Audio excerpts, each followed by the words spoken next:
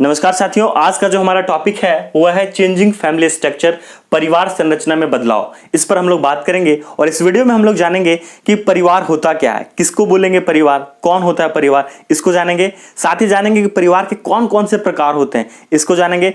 परिवार संरचना में जो बदलाव आ रहा है इसको जानेंगे। इससे संबंधित कुछ डाटा को भी हम लोग देखेंगे और अंत में हम लोग बात करेंगे कि परिवार संरचना में जो बदलाव आ रहा है, जो चेंजेस आ रहा है, उसके पीछे का रीजन क्या है, कारण क्या है, इस कारण को भी हम लोग जानेंगे। तो चलिए सबसे पहले हम लोग जानते हैं कि परिवार किसको कहते हैं।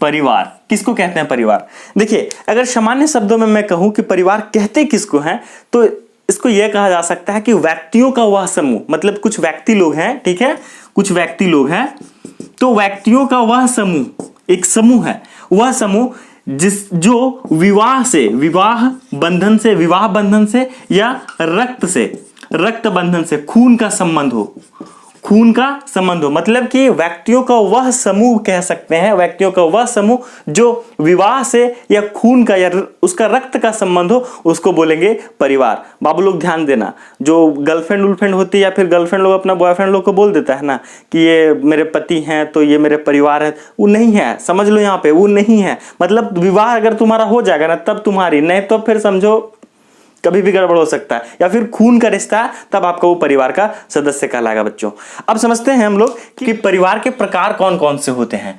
परिवार के प्रकार में पहला देखते हैं हम लोग तो संयुक्त परिवार, ज्वाइंट फैमिली आता है। दूसरा है छोटा परिवार, या इसको मूल परिवार भी कहा जाता है, इंग्लिश में बात करेंगे तो न्यूक्लियर फैमिली, ठीक है।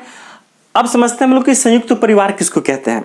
तो संयुक्त परिवार, ज्वाइंट फैमिली का कहने का तात्पर्य ये है कि जिसमें सदस्यों की संख्या बहुत अधिक होती है, मतलब कि उसमें दादाजी हैं, दादी जी हैं, चाचा हैं, चाची हैं, ताऊ हैं, ताई है, बच्चे हैं, उनके बच्चे हैं, फूफा फूफू, मामा मामी, कुछ भी हो सकते हैं। मतलब कि सभी लोग एक साथ जहां ज्वाइंट फैमिली में रह रहे हैं, ज्वाइंट एक साथ रह रहे हैं, सदस्यों की संख्या बहुत अधिक होती है, तो उसको ज्वाइंट फैमिली बोलते हैं। और दूसरा जो है छोटा परिवार या मूल परिवार, न्यूक्लियर फैमिली उसको कहा जाता है, जिसमें सिर्फ दादाजी और दादी हैं, पापा मम्मी और उनके बच्चे हैं, तो इसको न्यूक्लियर फैमिली बोलते हैं। या फिर हो सकता है कि सिर्फ मम्मी पापा और बच्चे रह रहे हैं, तो उसको न्यूक्लियर फैमिली बोलते हैं, उसको छोटा परिवार कहा जाता है, मूल परिवार भी। लेकिन न्यूक्लियर फैमिली को दो भागों में बांटा गया है, एक है लार्ज न्यूक्लियर फैमिली और एक स्मॉल न्यूक्लियर फैमिली। देखिए, लार्ज न्यूक्लियर फैमिली का कहने का तात्पर्य ये इसमें कहा जाता है कि अगर कोई व्यक्ति एक बीवी से उसका मन नहीं भरा, हो सकता है या फिर कुछ मजबूरी रही होगी बेचारा को, दूसरा शादी कर लिया, तो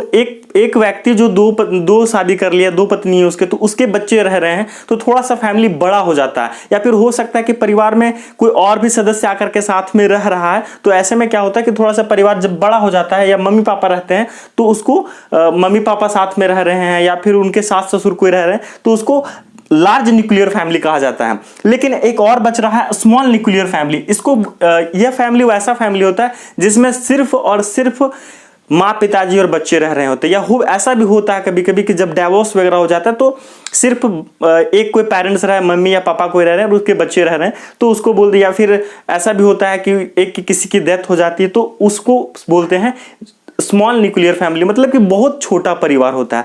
तो आई थिंक समझ गए होंगे कि परिवार के कौन कौन से प्रकार होते हैं। अब हम लोग अपना मेन टॉपिक पर आ गए हैं कि परिवार संरचना में बदलाव। आखिर ये परिवार संरचना में बदलाव क्या रहा है? देखिए, पहले क्या था कि अगर हम पहले की बात करें तो सारे लोग एक साथ ज्वाइंट रहा करते थे, एक फैमिली में ज्वाइंट फैमिली था जिसमें सारे लोग साथ में मिलकर के रहा करते थे। लेकिन अब इसमें बदलाव आ गया। बदलाव ये आ गया कि अब क्या हो रहा है कि धीरे धीरे मूल परिवार या छोटा परिवार बोल सकते हैं कि न्यूक्लियर फैमिली के रूप में तब्दील हो रहा है। वो परिवार जो एक साथ में जो रहते थे वो धीरे धीरे खत्म होते जा रहा है, वो धीरे धीरे टूट रहा है और अब वो छोटा परिवार में तब्दील हो रहा है। अब इस चीज को सोचेंगे कि इसको पढ़ने की क्या आवश्यकता थी भाई, तो पढ़ने के लिए ये जरूरी इसलिए पड़ गया इस चीज को कि हो क्या रहा है कि अब बच्चों में नैतिकता की कमी आ रही है। उसके पीछे का रीजन समझिए कि अगर एक परिवार है, उस परिवार में दादाजी हैं, दादी जी हैं, तो उनको परियों की कहानी, तो भूतों की कहानी वगैरह वगैरह कहानी सुनाया करते थे। लेकिन जब कोई नहीं है, अब कब कोई नहीं है, मम्मी को अपना काम से मतलब है, पापा को अपना काम से मतलब है, कोई है ही नहीं घर पे, तो बच्चे क्या करेंगे? कार्टून देखेंगे, टॉम एंड जेरी देखेंगे, पता नहीं क्या क्या करते रहेंगे वो। लेकिन एक्चुअल में जो उनमें नैतिकता का विकास होना चाहिए था, बच्चों में जो सहयोग की भावना का विकास होना चाहिए था, आपसी प्रेम का भावना होना चाहिए था, वो अब है ही नहीं। तो इस चीज के विकास के लिए इस चीज को पढ़ना जरूरी पड़ गया कि आखिर बच्चों में नैतिकता का विकास में ये जो कमी आई, इसके पीछे क्या रीजन है। तो कहीं पाया गया कि परिवार के जो संरचना में बदलाव आ रहा है, इसके कारण से हो रहा है। कुछ आंकड़े हम लोग देखते हैं कि परिवार के संरचना में किस तरह का बदलाव आ रहा है। परिवार संरचना में बदलाव के आंकड़े, अगर इन आंकड़ों का आप स्क्रीनशॉट लेना चाहते तो स्क्रीनशॉट ले लीजिए। पहला है 2001 में संयुक्त परिवार 19.1% से घटकर 2011 में 16.1% हो गया।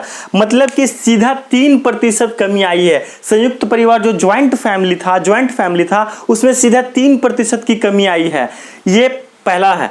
दूसरा जो आंकड़ा दिया हुआ है वो है 2001 में नगरों की बात हो रही है, नगरीय क्षेत्रों की बात हो रही है। नगरों में छोटा परिवार 54.3% से घटकर 2011 में 52.3% हो गया। मतलब कि यहाँ पर 2%, अगर हम बात करें सिर्फ नगरीय क्षेत्रों की, तो नगरीय क्षेत्रों में ज्वाइंट फैमिली की वृद्धि हुई है, ज्वाइंट फैमिली की संख्या में बढ़ोतरी हुई है। लेकिन वहीं ग्रामीण क्षेत्रों की बात करें तो 2001 में ग्रामीण क्षेत्रों में छोटा परिवार 52.7% से बढ़कर 2011 में 52.1% हो गया। कहने का तात्पर्य कि जहां 2000 ग्रामीण क्षेत्रों की बात हो रही तो छोटा परिवार की संख्या 52.7% था, छोटा परिवार की संख्या, लेकिन 2011 में यह बढ़ गया और 52.1% हो गया। मतलब कि 2% की वृद्धि हो गई है। मतलब कि आप समझ सकते हैं कि जहां छोटा परिवार बढ़ा, ऑब्वियसली है कि बड़ा परिवार की संख्या घट रहा, मतलब छोटे परिवार की संख्या घट रही है। ऑल ओवर देखते हैं हम लोग थोड़ा सा कि 2011 में कुल 24.88 करोड़ परिवार हैं। 2011 में कितना है? 24.88 करोड़ परिवार हैं, जिसमें से 12.97 करोड़ परिवार अर्थात 52.1% छोटा परिवार के रूप में है। मतलब अभी सिर्फ 48% ही ऐसे हैं जो ज्वाइंट फैमिली में रह रहे हैं, जबकि 52% ऐसे लोग हैं जो न्यूक्लियर फैमिली में है, छोटा परिवार में है। चलिए अब हम लोग देखते हैं कि परिवार संरचना में बदलाव के कौन कौन से कारण हैं, इसको हम लोग देखते हैं। अगर आप इसका स्क्रीनशॉट लेना चाहते तो ले लीजिए। सबसे पहला देखते हैं, पहला है प्रजनन क्षमता में परिवर्तन, चेंज इन फर्टिलिटी। देखिए पहले के जमाने में क्या होता था कि बच्चे बहुत होते थे, मतलब कि 10-12 तो आराम से हो जाते थे, मतलब क्रिकेट टीम आराम से खड़े हो जाते थे। और अभी के टाइम पे अगर देखा जाए तो प्रजनन क्षमता पहले की अपेक्षा बहुत कम है। अभी अधिकांशतः देखा जाता है कि एक बच्चे, ज्यादा से ज्यादा 2 बच्चे होते हैं, उससे ज्यादा तो अब होते ही नहीं। तो जिसके कारण से हो क्या रहा है कि परिवार पहले की अपेक्षा अब छोटा होते जा रहा है। और पहले बहुत ज्यादा बच्चे होते थे तो बड़ा परिवार होता था। तो जिसके कारण से हो क्या रहा है कि परिवार की संरचना में बदलाव आ रहा है। अब है शादी की उम्र में परिवर्तन, change in the age of marriage. देखिए पहले क्या था कि शादी की उम्र क्या होती थी? 12 साल, 14 साल, 16 साल, यही उम्र में शादियां हो जाती थी। लेकिन अभी के टाइम पे ऐसा नहीं है। अभी क्या है कि 28 साल, 30 साल, 32 साल, 35 साल तक लोग शादियां नहीं करते हैं। तो इससे क्या हो रहा है कि इसका प्रभाव ये पड़ रहा है कि अब धीरे धीरे क्या है कि संयुक्त परिवार खत्म होते जा रहे हैं, छोटा परिवार का विकास होते जा रहा है। तो शादी भी एक मेजर पॉइंट है जिसके कारण से छोटा परिवार की संख्या धीरे धीरे बढ़ती जा रही है। अभी के टाइम पे हो क्या रहा है ना, शादी के बाद जिस चीज का प्रैक्टिस करना चाहिए था उसका प्रैक्टिस अभी से चालू है, तो जिसके कारण से लोग शादी नहीं कर रहे हैं, है ना। नेक्स्ट है विवाह बंधन समाप्त करना, ब्रेकिंग द मैरिज रिलेशनशिप। देखिए जब मैरिज रिलेशनशिप है जो जैसे कि अभी शादी किसी की हो गई है, बच्चे हो गए, तो उसके बाद अगर पति पत्नी में नहीं बन रहा है या झगड़ा वगैरह कुछ होते रहता है तो लोग डिवोर्स ले लेते हैं। तो इसके बाद क्या होता है कि एक पेरेंट्स के साथ एक बच्चे या 2 बच्चे अलग जी रहे हैं, अलग उनके साथ रह रहे हैं, और कुछ या किसी एक पेरेंट्स के साथ कोई नहीं रह रहा, अकेले रह रहा, हो सकता है अलग से वो शादी ब्याह कर लेगा। तो जिसके कारण से परिवार धीरे धीरे टूट रहे हैं। जब भी विवाह टूटता है तो परिवार ऑब्वियसली टूटता है। नेक्स्ट है माइग्रेशन। देखिए प्रवासी बहुत, ये भी एक इंपॉर्टेंट पॉइंट है, क्योंकि जब भी किसी कारण से लोग अस्थायी रूप से किसी स्थान पे जाकर के बस जाते हैं तो उसको माइग्रेशन बोलते हैं जी, अस्थायी माइग्रेशन बोलते हैं। तो माइग्रेशन एक मेजर हो जाता है यहाँ पर, क्योंकि शिक्षा के कारण से हो सकता है कि वो अपने बच्चों को लेकर के अच्छी शिक्षा देना चाहता है उनको, तो अपने बच्चों को लेकर के शहर में रहने लगा, तो जिसके कारण से परिवार टूटा। या हो सकता है कि उनको कुछ मेडिकल फैसिलिटी की जरूरत है जिसके कारण से शहर में रह रहा है, तो उससे भी परिवार टूटता है। या हो सकता है कि उसकी जॉब लग जाती है, जैसे कि आजकल के नवयुवक लोगों की क्या दिक्कत है, जॉब लग गया, जॉब लगते के साथ तो तुरंत 1 से 2 साल में शादी हो जाना, शादी हो जाने के बाद 1 आध महीना 2 महीना घर पे रहें बीवी के साथ, उसके बाद तो उसको ले दे करके निकल लें। अब जहां पे वो जॉब कर रहे हैं वहीं पे बीवी को साथ में रहे, तो ऑब्वियसली इससे क्या होता है ना कि परिवार धीरे धीरे टूट रहा है। नेक्स्ट है नैतिकता में परिवर्तन, चेंज इन मोरालिटी।